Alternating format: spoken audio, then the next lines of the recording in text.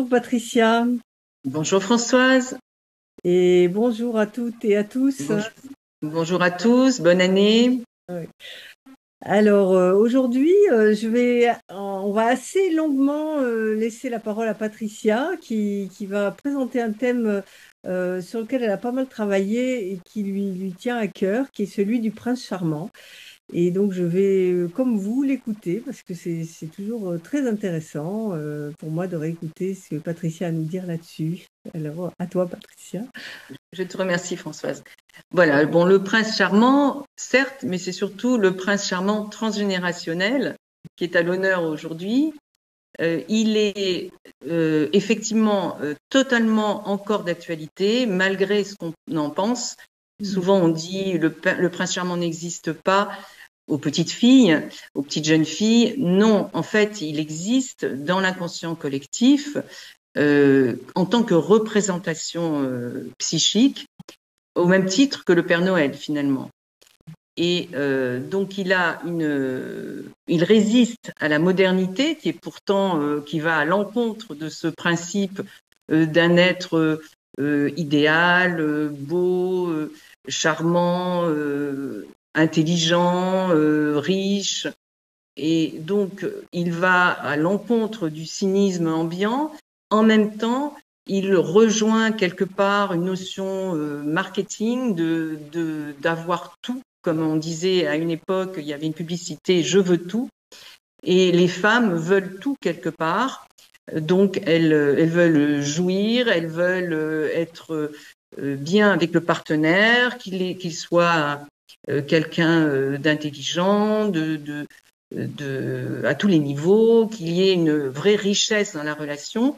Donc, le prince charmant existe et il est encore d'actualité. Et il faut le rencontrer. Non, il faut pas le Il rencontrer. faut le rencontrer. Alors, il faut le rencontrer dans l'arbre. Mhm. C'est-à-dire qu'en fait, ce prince charmant est certes une ressource parce il permet à la jeune fille, à la femme moderne qui n'a pas encore rencontré la personne avec qui elle fera sa vie, de se la représenter. Donc, le prince charmant est le signe aussi d'un univers intérieur assez riche.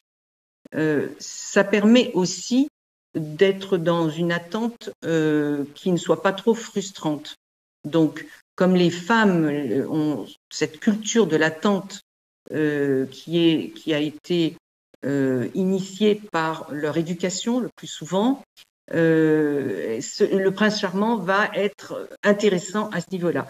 Mais il a il a évidemment des aspects négatifs puisqu'il empêche souvent de voir l'autre tel qu'il est.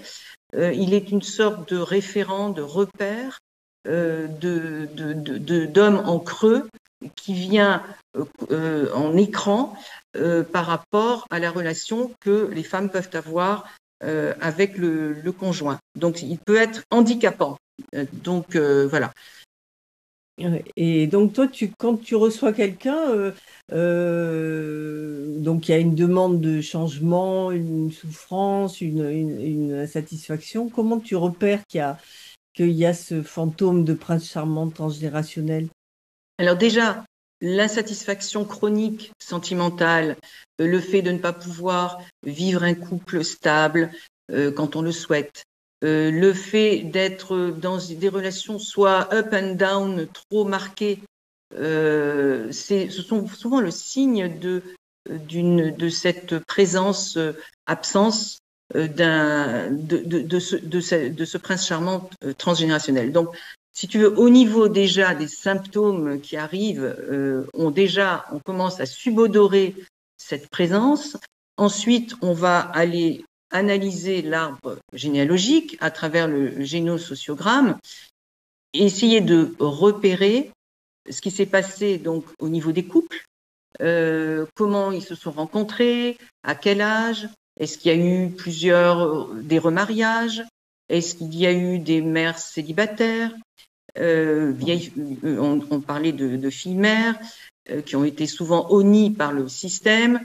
Voilà, on va recontextualiser ce qui s'est produit dans l'arbre généalogique pour voir d'où vient ce mythe d'un homme censé être parfait, qui indique souvent qu'il y a eu une méconnaissance de l'homme pour des raisons sociologiques, c'est-à-dire que l'homme a été souvent absent du fait des guerres, du fait des raisons économiques, et aussi parce que les mariages étaient souvent arrangés.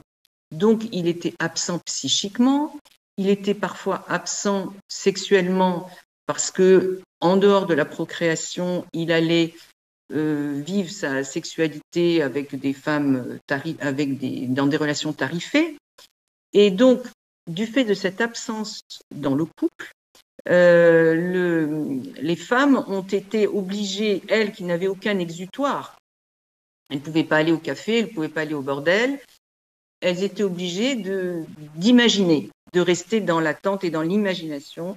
Et donc, elles ont créé ce produit de substitution, quelque part, qui indique bien qu'elles étaient dans une forme de méconnaissance de ce qu'est réellement l'homme, dans sa réalité crue parfois. Mais donc, le prince charmant est à la fois, en fait, un substitut de l'homme absent, et parfois un mythe réparateur par rapport à un homme qui a été soit abusif, soit qui a déçu dans le système.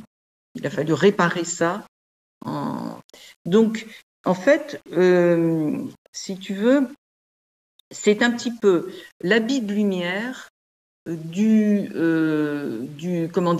l'archétype de l'homme suite à un trauma. Il y a un trauma, et qu'est-ce qu'on fait? Ça active l'archétype de l'homme puissant ou de l'homme absent, et l'habit de lumière, c'est le prince charmant. D'accord. Bah, écoute, moi je retiens quand même deux choses dans ce que tu me dis. Je retiens qu'il y a cette culture de l'absence, tu vois, de l'attente. Par contre, de l'absence, c'est certainement un lapsus révélateur, mais c'est une autre histoire.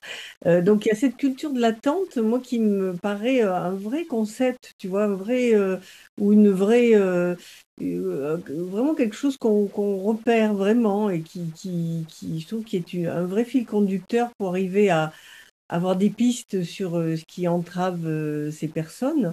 Voilà, pour moi, ça c'est toujours nourrissant, mais aussi, je voulais te poser une question avant qu'on arrête ce petit format. C'est, est-ce que ça concerne uniquement les femmes ou est-ce que les hommes peuvent en être atteints? Est-ce que les princesses charmantes existent? Alors, les princesses charmantes existent, mais à un moindre niveau. Elles sont beaucoup moins investies par l'homme. L'homme a été plus culturellement dans la préparation à agir dans le monde et à être autonome et autosuffisant, alors que les femmes ont été préparées à être dépendantes et incompétentes à vivre quelque part. Donc, si tu veux, il existe un syndrome de la princesse charmante qui fera l'objet, je pense, d'une autre émission, car les hommes font plutôt une projection de leur propre le désir dans le sens d'une extension d'eux-mêmes, c'est-à-dire la princesse charmante serait une forme d'extension de leur désir. Mais je voulais te dire, donc, pour revenir quelques minutes sur notre prince charmant d'aujourd'hui, si tu veux, il est le résultat d'une incorporation du trauma, et tout le travail en transgé va consister à aller vers une introjection. Alors, ça, c'est un petit peu du jargon, je m'explique. L'incorporation d'un trauma, d'un deuil par exemple, non élaboré, consiste à avoir une partie de soi, comme on n'a pas digéré la chose, il y a une partie de soi qui est comme morte et qui donc nous encombre et nous empêche de vivre normalement. Alors que l'introjection consiste à, suite au même trauma, à pouvoir le verbaliser, alors qu'au départ, on imagine, on est dans l'imaginaire non verbalisé, et hors langage, et là, on va vers plutôt quelque chose de symbolisé et de verbalisable. Donc tout le travail en transgé va consister à, une fois qu'on a contextualisé, qu'on a retrouvé les émotions bloquées dans ces situations du passé, on va essayer de soigner ce qui s'est produit et d'y mettre un peu plus de compréhension et de douceur, et ainsi de pouvoir passer justement à cette introjection.